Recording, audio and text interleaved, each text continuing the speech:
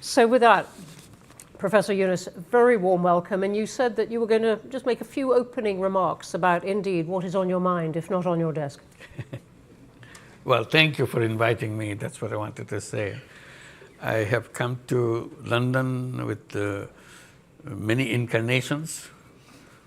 I was remembering my first incarnation as a Boy Scout way back in 1955, just returning from 8th World Jamboree held in Canada. So I was interviewed by BBC about my experience in Bangla program. So I earned 2 guinea for that, so I still remember. It's a tremendous source of enjoyment that I earned 2 guinea in London. Since then, I have been here for many reasons. So one of them, as you mentioned, microcredit is issue. And then on youth movement, on social business, on creating a new world of 3 zeros, zero net carbon emission, zero wealth concentration, zero unemployment, and kind of pushing the idea every time that we have become part of a wrong civilization. We created a wrong civilization and a self-destructive civilization. We have no scapegoat in this civilization. We can, if you want to save ourselves as a human race, only way left to us is to create a new civilization, abandoning the present civilization. A civilization which will be characterized by 3 zeros. Zero net carbon emission, zero wealth concentration, zero unemployment. That's what I was doing and enjoying it, finding many, many people who would like to listen, argue, and get involved. It's an action thing. It's not just academic discussions and leave it at that. So I was very happy with that. But then new incarnation comes. I have to head a government. Absolutely unheard of. I never thought about it. And I got into it. So today I came in that incarnation. But all right, I'll be free, I guess I'll be free to talk about other things too. Thank you. I'll stop here. Thank you. Thank you. So I think you are meeting the King Charles on your, if you like, previous incarnation to do with the environment and microfinance, and you've met elements of the British government to do with your current role, which, as I said, we're going to start with, even though it is less, it brings us to the nitty-gritty of running a country, and we can go back to perhaps to some of the other themes and questions. But let me start with this question of the elections, which is controversial. You've said now a few days ago, okay, the next democratic elections are going to be in early April, but there's still a lot of controversy. The army and some politicians would like them by the end of this year. I believe you've banned the Awami League, the party of Sheikh Hasina, from contesting those elections, but it's one of the big parties. So already a big chorus of people saying these elections are not going to be free and fair. What do you say to that? Well, I keep saying that we will have the most beautiful election we ever had in our history. And the time is right. People are ready. When you have an election after many, many years, after 17 years, you are having first time a real election. Excitement in the country that we will really go and cast our vote. In this meantime, with the 17 years, imagine all the young people who are coming to that voting age. They are piling up. They never had the opportunity to cast their first vote yet. So excitement of these young people that I will decide who do I vote for. These boys, girls who waited and waited and waited. Their voice never counted like many other, the rest of the nation. So that excitement we want to use and create what we call a new Bangladesh. It's not just voting for routine, voting for electing a new government. is voting to create a new Bangladesh. What is this all about? That's the promise we made as we were given the responsibility to make sure that the ideals and the dreams of all the young people who gave their blood just the other day before we took the responsibility, we honored their wishes, we honored their dream. We want to say goodbye to the old Bangladesh and create a new Bangladesh. So we defined that new Bangladesh by three things. One is reform. We don't want to go back to the institutions who created this. So we want to reform all the institutions we have in the country. So we created commissions for each institutions to study and give us recommendations, what fundamental changes in all those things. So we had a series of those commissions. They have submitted their reports, lots of recommendations, very, very drastic changes in the institutions that we have, elections, parliaments, constitutions, civil service, everything. So those recommendations. So we are looking at those recommendations, but our job is to build a consensus with all the parties. So we created a last commission, Consensus Building Commission. Have you heard about something like that? Consensus Building Commission? We have them. So their responsibility is to go through all the political parties, sit down together, find out which are the recommendations they will accept, and see in which recommendation all parties accept. That's a tough job for Bangladeshi politicians to agree on something all parties agree. You know, I must say it would be tough for many politicians to agree on that because, and that's not a joke about politicians, because they might say, look, that's taking away the democratic element. Why don't you trust the voters? Trust the voters to vote for any of these parties and rely on them to use their judgment to pick the best ideas, rather than a commission appointed by you and your colleagues picking which ideas you like. I wish we could do that if everybody understood what is a bicameral legislations, what the proportional voting is all about, all the complicated things you tell them, oh, forget it, how much money you give me, I vote for you. So make it very simple. So you pay me some money, I vote for you. That's all voting may translate into that. So we said we don't want to go to that part. Public, all the voters can watch this debate. This is all debate. It's on the newspaper every day. Happen. So ultimate aim, to make it short, ultimate aim is to get all those recommendations where all the parties agree, put it in a separate piece of paper. This is where all the parties agree. And then we celebrate all the parties signed that agreement. We call it July Charter. And we are waiting for July to come next month. This charter will be presented to the nation, July Charter, and we celebrate. On this basis, now we'll have the election. That's how the election procedure was done. So one is the reform agenda. Next is the trial of the people who are perpetrators of all the things that happen in Bangladesh. I don't have to elaborate. It's a huge thing. It's a terrible thing that happened to Bangladesh. People were killed point blank on the street every day. Your son, your daughter went out, never came back, just shot. Two friends went out in the street saying goodbye to each other.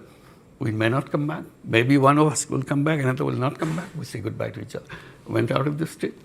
Either none of them came back or one of them came back. And that's the period we passed through. This is coming as almost a year now. So we'll be celebrating those days of July and August and have this charter. And one is reform, another is the trial of all the perpetrators of this. People disappeared every day, and nobody knew where they disappeared, where did they end up their life. And horrible stories after stories. These are all documented now. So we have to find out why it happened, who did it, under whose orders. So we have to try them. So this is another agenda for us. Number 3 is the election. So we are talking about the election. So these 3 is our responsibility. So I'll come on to the trials of people involved in a moment, but I just want to stay for just one moment on this question of the Charter, because critics of what you're doing would say, look, you're ruling out lots of political parties, anyone who doesn't agree with this Charter for example, the Awami League. So you're not really giving people a choice, that this is not a democratic process. This is a very nice, wrapped up in lots of words about consensus. This is an authoritarian step for Bangladesh to take. Yeah. Well, there's a debate about that too. I mean, the debate is Awami League a political party? If they can kill young people on the street just like that, make people disappear just like that, steal money just like that, would you still call it a political party? So that's a debate. This is not a judgment. The issue came on the 5th of August. The former prime minister fled the country. So people were celebrating in the whole country. Finally, we are free. So we thought this ends on the 5th of August after departure of former prime minister. For us, chapter is closed. This part is over. Now it's a country without them. But those who fled, for them it didn't end. They continued the same thing, in absentia, doing it from another country, exciting people. They're fighting on the street. This is the 10th month now. None of that party has ever expressed this remorse. Sorry, our fault, somebody's ordered, somebody got killed. I'm not responsible for it. I feel terrible that I have to be part of that. None of them. So we are for them it continues. So for us, it is ended. So we don't feel safe there on the street demonstrating. They're threatening the people who are already the leaders of this uprising. So safety of the country, safety of the politics of the country, the nation has decided that for the time being, the activities of Awami League will be suspended for the time being. That's all we have done. We have not banned Awami League, we have not done anything. Until the trial is over, that's all. The trial of those people? All the people who found guilty. So let me ask you then about that. Sheikh Hasina is obviously under the care of India, now in a secure house there, which she fled to. We'll come on to relations with India as a result. But if I said to you, why not leave the question of the trial to the next elected government? What would you say? Why is this interim government going to deal with it? I didn't decide it. We are given this task by the people who invited us to take the responsibility, 3 tasks. And we accepted those 3 tasks. We are just going through that. Let me just ask you one other thing on this particular period. I'm looking over at some of the media, but there have been a lot of reports of a clampdown on media in Bangladesh over this period. What is your response to? It's false. It's not true. Not true. They never had so much freedom in their life. They can say anything they want. Yeah, we may hear some of that later. I know. Yeah. Let me come on to other questions about the economy, which is the role of anyone who takes on a job as you have done, and suddenly dealing with the economy of your country at a particularly difficult time. What has been the impact of the upheaval in tariffs that the world is going through? Well, this is a very tough job for us. While the world is going through all these problems, we are going through another set of problems. We are at the zero level of our economy, or a negative level of our economy. Not only zero. Zero is still, you have positive thing that you can move. We have huge bills to pay because all the mega projects previous government took, so that they can make lots of money out of that, cut from those things. Now they are maturing to be paid. We don't have any money. All the resources from the banks, from the other sources, non-banking sources. In total, the estimate given to our white paper, $234 billion taken away from the country, and documented in which way and so on and so forth. So that's where we are. Resources gone. We start from obligations to payment. It's a negative. Our foreign exchange reserve at the bottom because it's empty. Banking system collapsed completely because the banking system is very easy to transfer the money, very simple procedure. Under threat, the whole board resigns, you put a new board of your choice and start issuing loans to your friends with the understanding this is a gift you get. You never have to pay back. There's no collateral, nothing. So this is the banking system we inherited. So we have to restore the banking system in some way. We have to make payments for all those people who are knocking at the door with the big checks, big bills that we have to pay. Otherwise, we're going to the court, which is not good for us. So we have to, and in that crisis moment, the best thing that happened to us, the overseas Bangladeshis, many of them are here, in London, in England, and so on, and Middle East. They kept sending remittances, a huge amount of remittances, and that saved us. The economy was saved with them. And that remittances keep growing, keep growing, keep growing. Today, our balance of payment situation is completely changed. As you said, and that has been a real transformation. The IMF, though, is having a lot of meetings with Bangladesh, and it is quite clear on this, it doesn't want Bangladesh to wait for the next government, it wants the interim government to deal with some of the things right now. One of the things it wants is that you find a way to increase the rate at which people pay tax, that more people pay tax, that you can collect it better. Is that something you think is within the powers of an interim government? The first thing I must mention in this, amazing response we get from all the governments of the world. Enormous support. They feel so relieved that finally this thing happened. Now we can have a government we can talk to and we can work with. And they said, any support you need, please tell us. We'll be very eager to do that. So that gave us a moral boost, that we are not abandoned. Government of United Kingdom, Great Britain is one of those countries. We are very grateful to them. Like European Union, United States, Japan, China, you name it.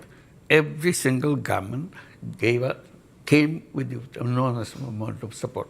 And that gave us a moral boost that yes, we are not abandoned, we are not alone, they'll be helpful. And they were really helpful. You mentioned IMF.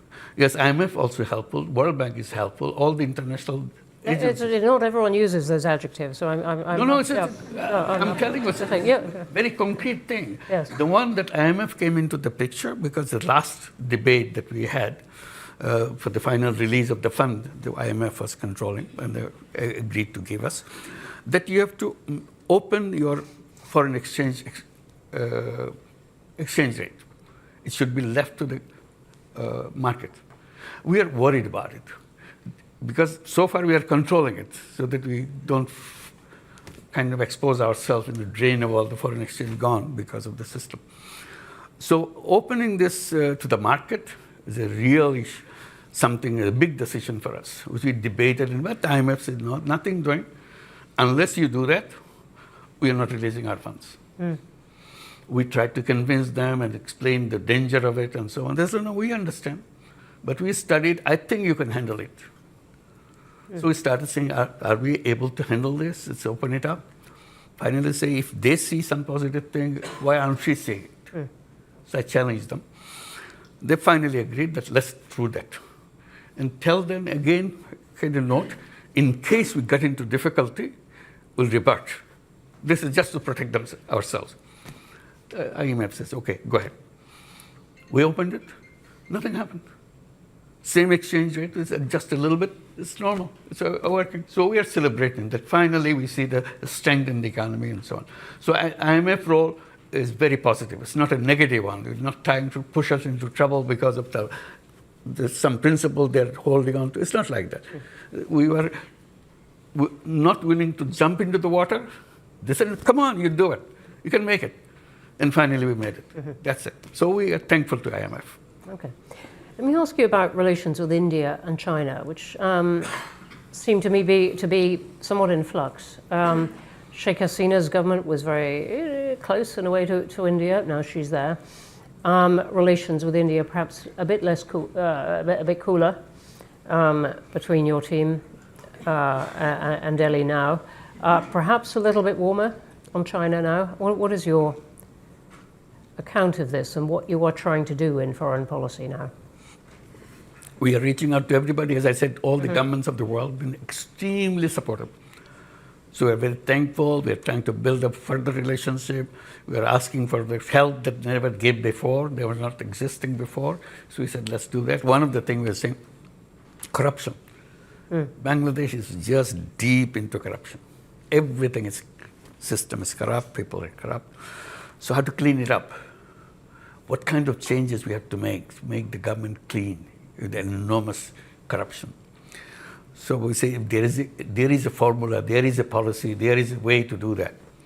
So I mentioned something, that the conversation I had in September at the United Nations General Assembly. I was meeting all the world leaders to explain to them what's the situation in Bangladesh.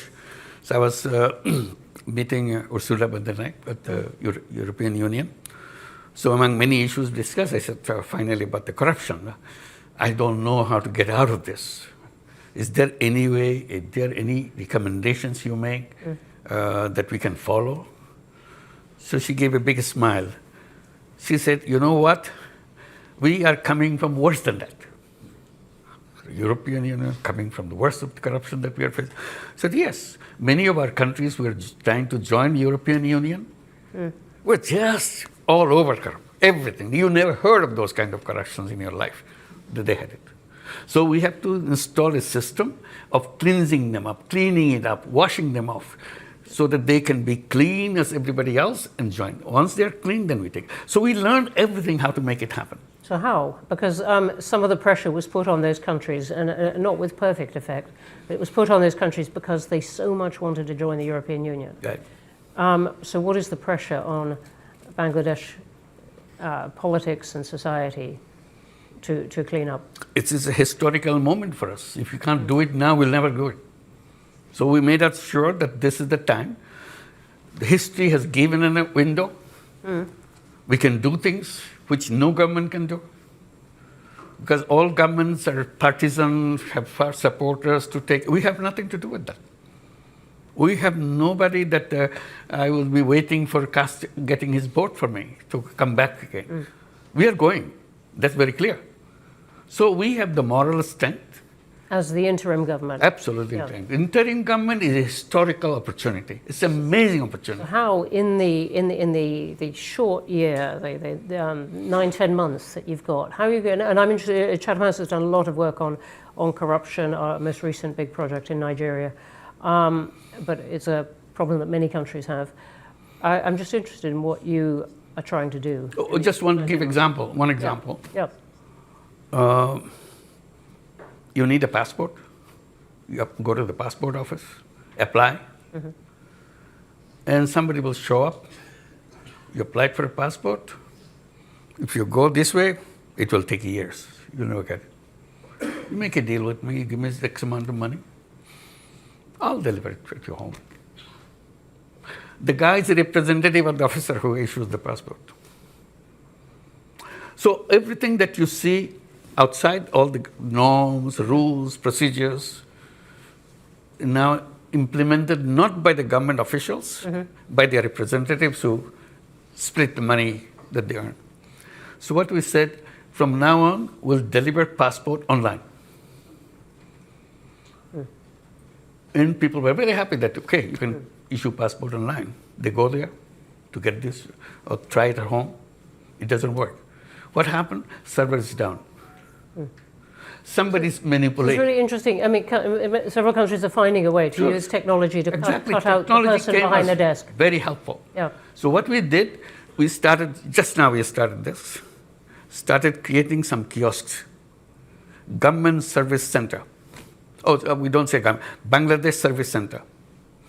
Young guy with a computer sitting there, boy, girl, been trained to give all the services. This is all we made. All these months we are preparing all the ministries. Every service you got, whether you're paying taxes, or you're issuing driver's license, or you're issuing your renewal of your passport, whatever, or your land tax, which is absolutely complicated.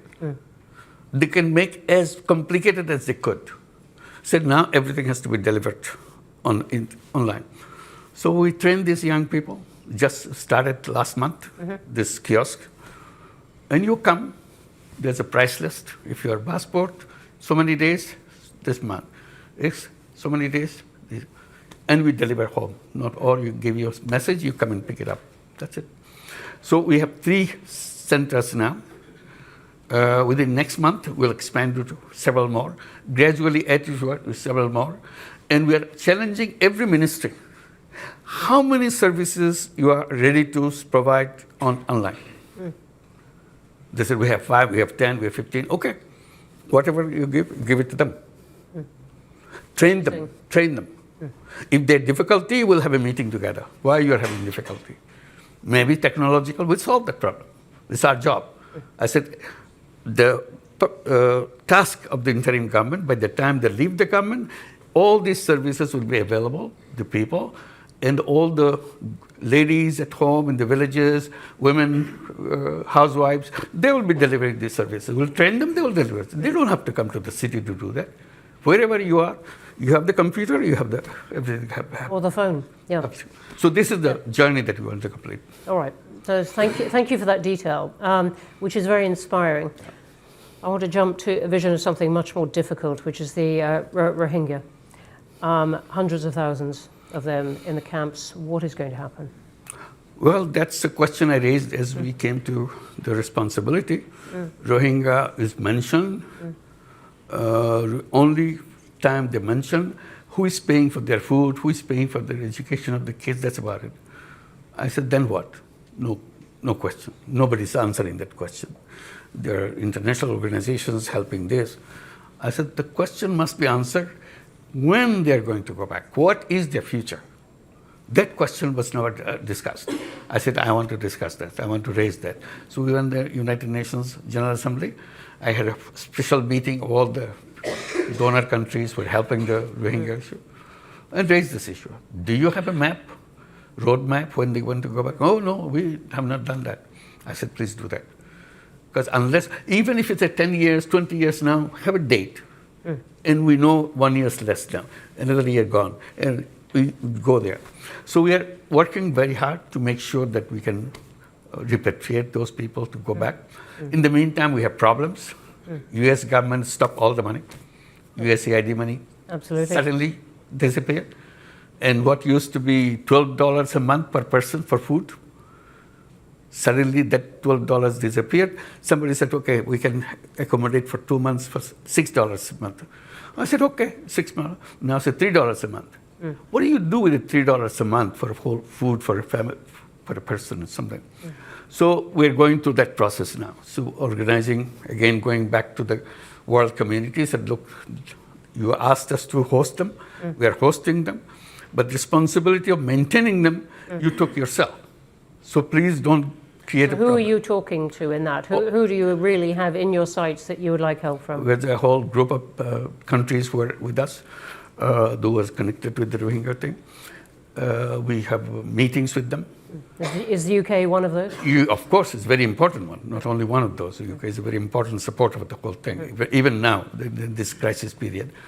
So we urge to have a global meeting of the Rohingyas on these issues and related issues in September this year in the United Nations. Have a separate UN General Assembly session on that, on the sideline of the General Assembly. Have that and discuss all these issues. This is one.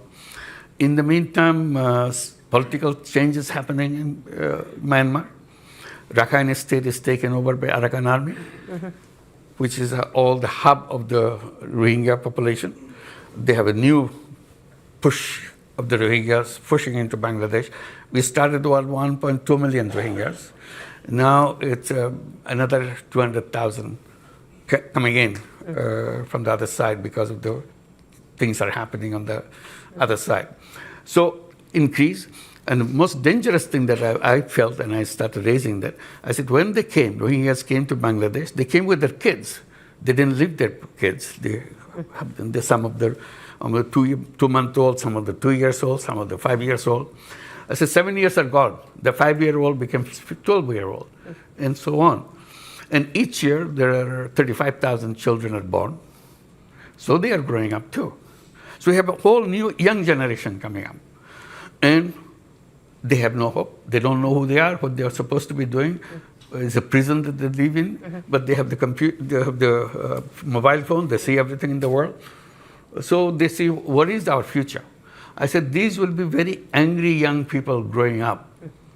How their anger will be expressed, we don't know. Whichever way it will be expressed, it will be a big explosion, I can assure you right now. Please help us so that before that explosion point comes, we can take care of them. They're happy with their life. They're as creative, as talented, any of our kids. They are no different. But they are in a situation, they see the world outside on your mobile, we see the televisions are everywhere, but they don't see their life. They are in a prison. And why they are in prison? They have stories to listen to their mother, their father. No answer, when do we come back home? And that's a very important question to be answered for them. And your plan is still that eventually they go back home? That's the only way it can be solved. You're not going to integrate them into Bangladesh? It's impossible to do that. It's impossible. Why? It's already the people who live around the camps, very hostile. Very simple reason. You get everything free. And we are struggling to make a life. And then you take our jobs, you take our food, you take away things from us. Why don't you go back to your country? Why are you interfering with our life? Those kind of things. Your children having a fun life, our children, no life. To them it's a fun life because you're sitting there not playing games. It's a fun life.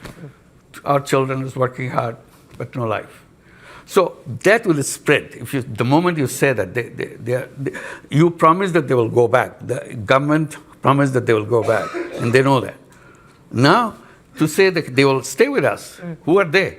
We are having difficulty. Now you are putting them into us. No political government, no government will accept that. You've made the point very, very clearly. Let's go to questions. There are going to be a lot of them because there are a lot online, I can see already. Well, a lot of it. Go.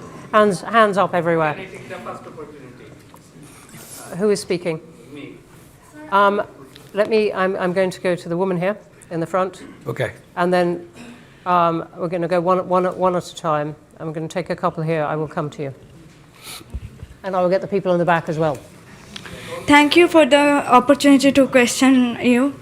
My name is Sami Akhtar and I'm a UK correspondent for the Daily Sangram Pratidin. So I have a question for you about your reformation agenda. You have said that for the freedom country or Bangladesh, new Bangladesh, you have to change some key pointers. Those are related to your reformation, which is reform. So now my question is to you that when you arrived at Dhaka airport on 8th of August 2024, you said that your main challenges is to bring all the people together. So whenever we see that the Bangladesh first President Bangabandhu Sheikh Mujibur Rahman's, his house was demolished by over the 6 hours by Dhaka City Corporation bulldozer. So there we have seen that the administration was silent. So on this basis, you have you have made division by separating particular persons or their supporters. So on this basis, we can say that how you plan for reform Bangladesh or make unity, accept them, and are you an only advisor for the other half, excluding them particular parties or the persons? Okay. Thank you. Thank you very much indeed. That's a lot of questions. Yeah, simple answer is lots of questions, lots of issues, all came at the same time. We couldn't handle everything right away. So it's a kind of period that we have gone through. Things have calmed down, come to order. Now we are dealing with it. Bringing order to the nation was a big task for us because the police force that we got, yesterday they are shooting at the kids. And today, suddenly they said, okay, clear the road, get out. Who are you? They want to beat you up because you killed my brother, you killed my son, you killed my sister. And now you're telling me to do what to do. So they're afraid to go to the road. So we had a deadlock situation. We didn't know how to handle those kind of things. So it took time. And luckily, I can report you, that has come down now. People are accepting the police, all the people that we identified as the perpetrator of all the terrible things that happened to Bangladesh, taken out of the services. and they will be under trial. This is the trial becomes such an important thing. You know the person. It's not something some police. I know the guy who did that. It's in front of me. It's in my video. I can show you my video. The whole thing happened in Bangladesh with open videos everywhere. So all recorded. It's an amazing kind of uprising where every single event is recorded as it happened. Not one camera. Everybody has a camera. Everybody's taking it. It's all been assembled, it's identified, and we are trying to clean. We are not saying that we are a government that will solve all the problems. We are successes. We have now a police force which can bring law and order in the country and so on. So we are, and the unity of the political parties is a number one goal for us. We have been sitting together. All this thing we're talking about creating a July charter, it's not an easy thing for all the parties to sit together and debate. But we're doing that. And I'm promising you here, and I hope I can deliver you in July. July is next month. That charter will be announced in the presence of all parties. That's the best unity you can get in any country after a revolution within a month, within a year. Okay. Thank you very much. The front row here, the man next to you. It is so packed. Thank you, Chair. Would you like to say who you are, please? My name is Bulbul Hassan. I work for Channel Television. I've got a very precise question. People in Bangladesh, a significant number of people in Bangladesh, apparently disillusioned with the conventional political system. So once the election is over, the democratically elected government takes over. Are you in a position, or do you have any desire to be a part of that government? No way. No way. Good one.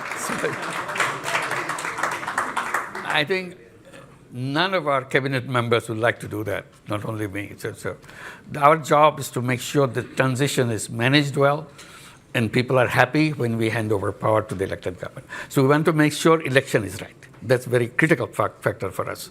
If the election is wrong, this thing will never be solved again. It will be very difficult. Thank you for the question and answer. Right, let me count. Last one in the front row here, and then I'm coming to the back and over here. We've got good time. Not for everyone, but lots of time. Sorry, it was me. Oh, sorry, no, I'm this chap here. Sorry. Hi, thank you very much for arranging this event. My name is Diwan Mehdi. I'm the Director General of British Bangladesh Chamber of Commerce and Industry. First of all, I would like to say thank you to you for taking the responsibility in a big chaos when the young generation was wanting for a big change. So you showed the courage, and we appreciate your time and patience. We had no other option. Therefore, Okay. My question is to you. We have seen a very surprising role played by India. They seem to be a democratic country, but when it comes, we talk about Bangladesh, their role is very unclear. In what capacity, if I speak very legally, they are keeping Sheikh Hasina in their country? Well, there would be a trial going on in our country. And the same question was asked in their parliament. They did not have any clear answer. And I know you are a very well-known person, like internationally. In order to create pressure on India, how you are using your lobby in terms of United Kingdom, in terms of USA and other countries, because this is very surprising in 21st century. If we see a prime minister fled from one country after killing thousands of people, after making injured thousands of students, like number of incidents we have seen there was no internet even. Our friends were there, our family member was there, and someone needs to take the responsibility. And in what capacity India is keeping her? Thank you for the question. as you described, if I had the chance to show the 1 minute video for the entire thing, so whatever somebody captured, you'll understand what it is, how the things happen, how terrible things, how cruel things happen. So it's not the 1 minute. It goes on month after month that happened and came to the peak of this in July, and finally, 5th of August, the government disappeared.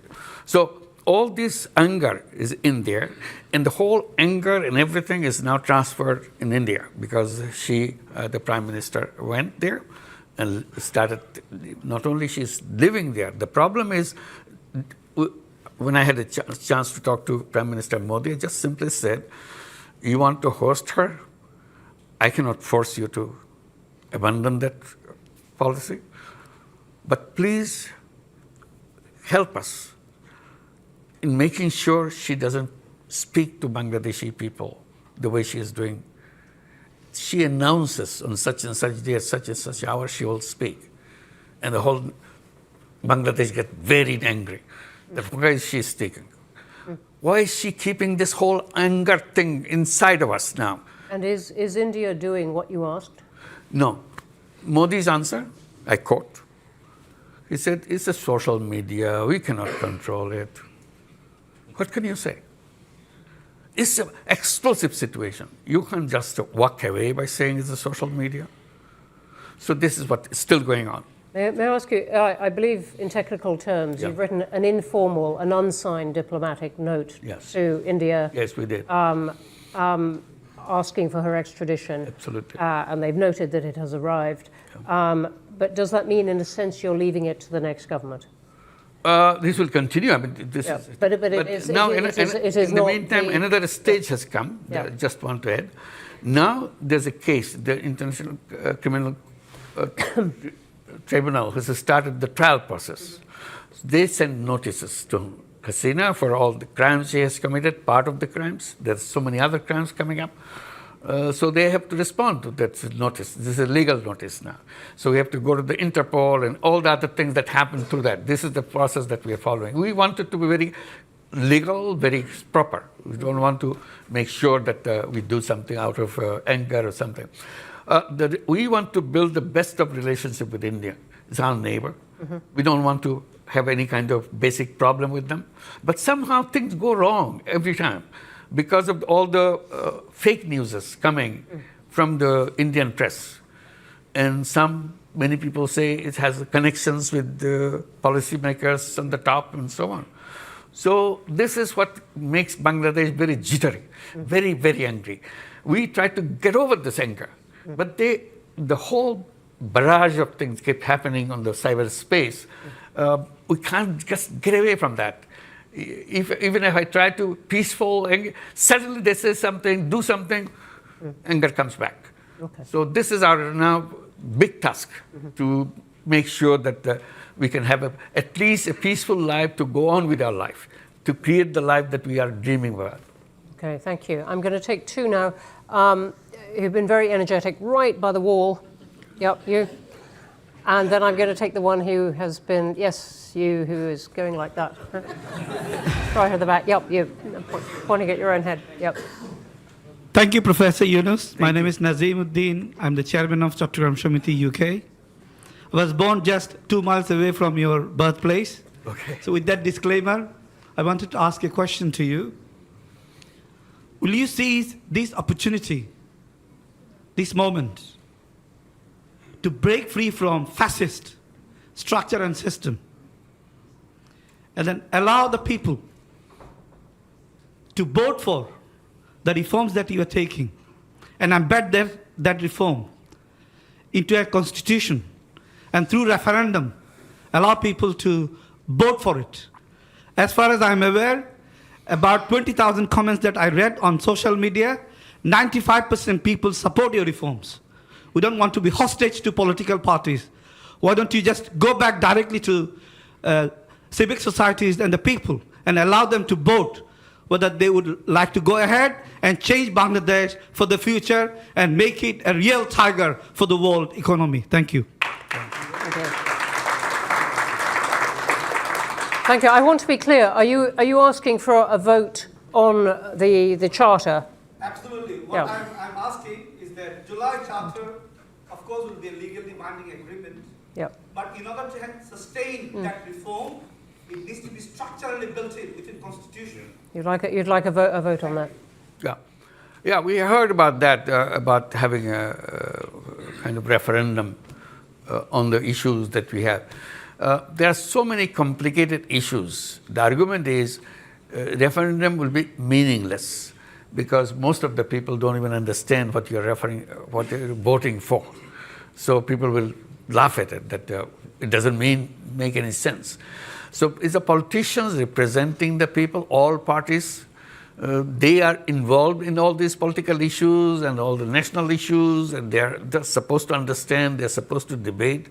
If they have agreed together, all parties, that's what we are focusing on, all parties, then it's more real than giving it to a referendum of all the package. It's a big package. So this is what the path we took. But referendums have lots of problems Yeah. with them, as many countries know. But You must be referring to something, they're smiling. But it would answer the point, the Yeah. challenge to you, that this charter is in some way not democratic. We can come back to that. Let me come to you who stood up. You've been very energetic. Chief Advisor, welcome to London. Thank you. On behalf of British Bangladeshi community, I'm Councillor Saifuddin Khalid. I'm also a practicing barrister, British Bangladeshi practicing barrister in London. I have two questions for you. How confident are you? Could you possibly have just one? It's very quick two questions. I'm not going to make a statement. How confident are you that the political and democratic organs will be well equipped to hold a general election, a credible election with level playing field by April 2026? We'll try our best. And secondly, British Bangladeshi community would like to have a meeting with you. Do you have a plan to meet British Bangladeshi community who are eagerly waiting to meet and have view exchange with you? Thank you, Chief Advisor. Thank you. Thank you very much for inviting. I wish we could, but our program made such a packed program. We're rushing from one to the other. Thank you so much, but definitely we'll try to keep in touch. Thank you. We can take this Very kind of you. as part of the meeting. I'm going to the woman in a white shirt there. Sorry, I can't quite see. Yes.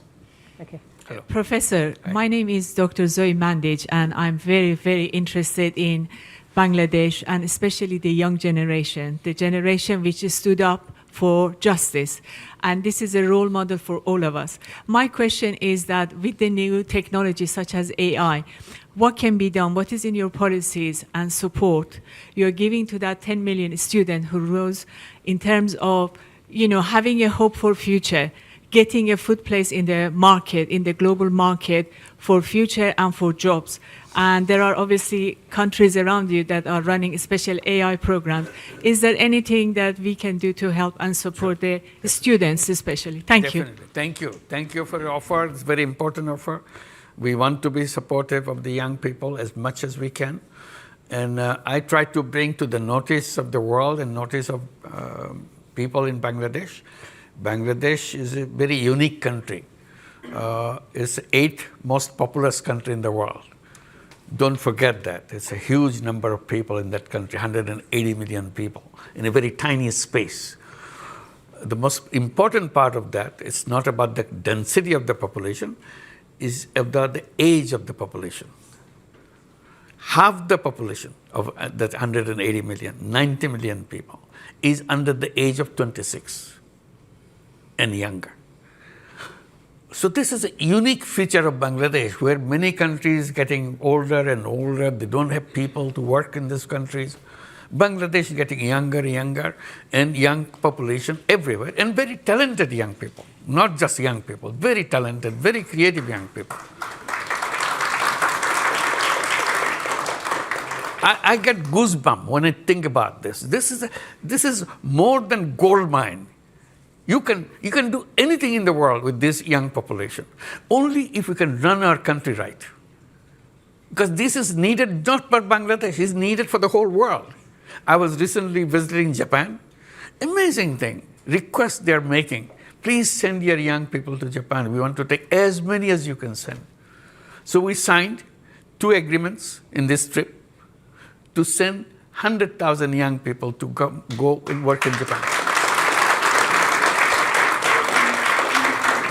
And I said, please keep these doors open so that we can continue to bring young people from Bangladesh, boys and girls, not just boys and girls, to come to Japan and do everything that you need to do, because you don't have any population to run your factory, run your businesses, run your buses. Their buses are stopped. They have no driver. Their taxis don't function. There's no driver. Your businesses shut down because there's no people who run the business. Their agriculture stopped, abandoned, because nobody's there. Their machines are there, farmhouse is there, land is there, no people. I said, okay, we will be very happy to help you, to send our young people. They said, only thing you need to do, teach them how to speak Japanese. I said, we'll do that. We'll do that. That's a great We are a very answer. lucky country. That's what it is. A very lucky country to be so resourceful with human beings. Great. No, can I? I'm sorry. I'm going to come here to the front row. There's a storm of people with things to say. Thank you. Give me a chance. Assalamu alaikum, Dr. Mohammad Yunus. First time I met with him in France when Grameen Czech fair. Second time in 2099 when Bangladesh problem is arsenic. Yes. This time Dr. Yunus held one meeting in Paris. This time I was there. Third time I met with him in Spain. This is a wonderful history, but please could you get to the question? Thank you. Today I am, thank you for everybody to arrange this meeting about in Bangladesh situation. But I want one question. Dr. Yunus, please held the election upcoming 2026 you declare in April. We want to see for the foreign Bangladeshi people also, we have to give a right for vote. This is my... That's right. Thank you. Okay. Bye. That's our promise. We'll do that. Thank you. Okay, thank you. Sorry, I'm going to take the woman in the second row here. Yep. Thank you. My name's Halima Begum. I represent Oxfam, but mostly I'm here representing my mother, who cannot be here today, and it's an honor to be in this space with you today, Chief Advisor. My question is... Please give my salam to her. Thank you very much. She will be so pleased.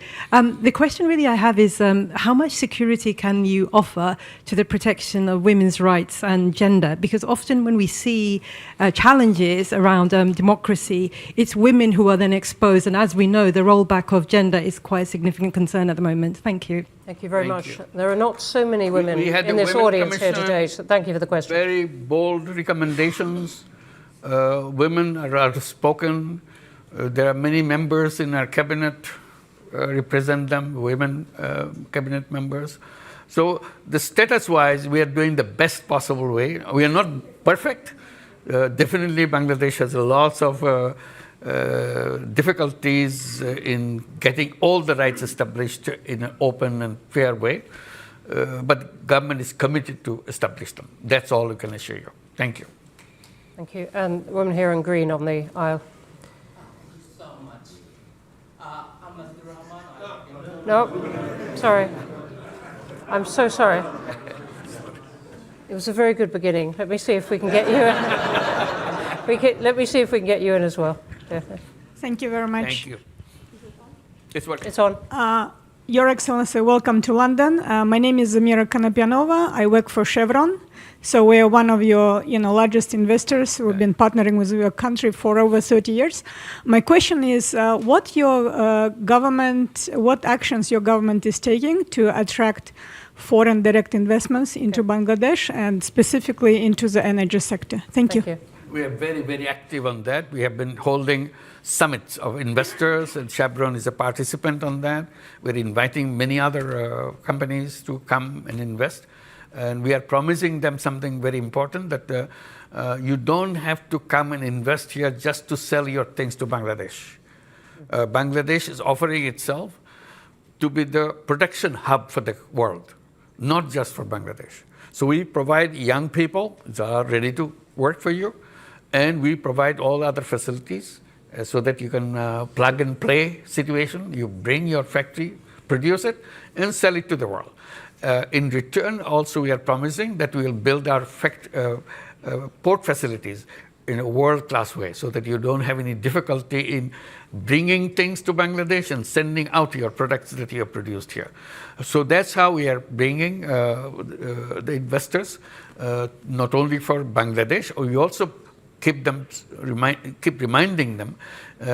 You have a big market right here, not just Bangladesh.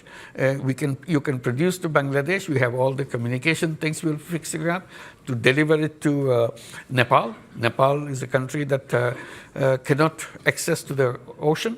So we will give you the access to the ocean, and you produce it, bring things to Nepal, to Bhutan, even the seven sisters in India, where also we open up, so that we all prosper together. This whole region is a potentially very attractive region for productions. So we are inviting all the companies to come and make use of all the facilities that we are creating. Thank you. Thank you.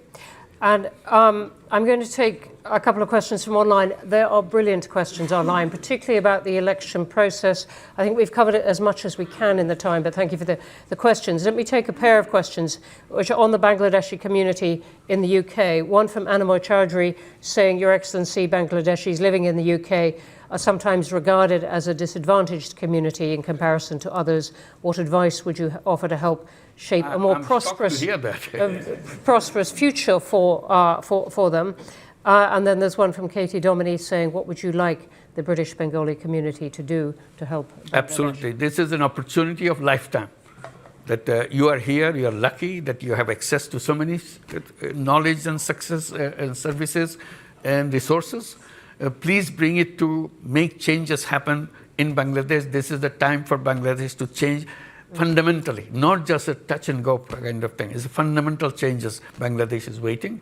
One of the things we're encouraging to build up apps so that you can tell us who is willing to do what kind of facilities, what kind of knowledge, what kind of ideas that you can share with us so that you can come and help us to build the country that we are all trying to help transform itself in the quickest way possible. The potential is there. Simply connections with the people. You are here is a tremendous resource for us. Here in the USA, in Japan, in many other countries, the Bangladeshi community, very resourceful.